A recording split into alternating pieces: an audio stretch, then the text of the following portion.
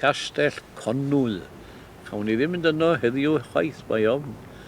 Mi wneud pasiant hanesyddol a dros 500 o actorion yn y castell rhai blynyddoedd yn ôl. A dyma deganwy'n dod i'r golwg.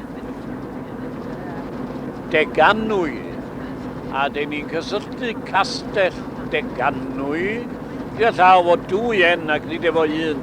Fel mae pobl y reilwe yn esbelio fo. Mae'r enw'n dod oddi wrth enw hen lwyth y Brythoniaid yma gynt. Deganti. Ti'n rhoi dwy en Deganwy. Ac yma roedd castell Deganwy llys. Yr hen frenin enwog hwnnw a fuasau gynt yn fynach. Maelgwn Gwyner. Mi roedd hwn yn dipyn o noddwr ar y beirdd yn ei ddydd a'r derwyddon meddwl nhw.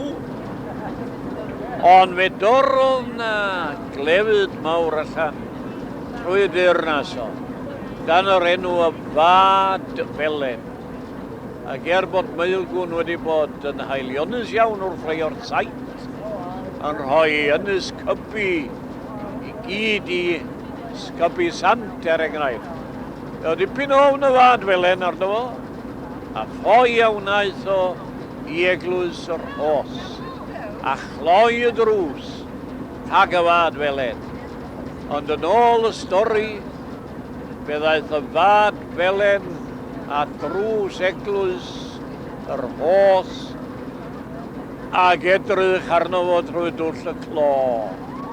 Ac felly y bu farw Maelgwn y concwerwr a'r brenin Cadar sydd yn rhoi bod i'r ddihareb hir un Maelgwn yn eglwys os.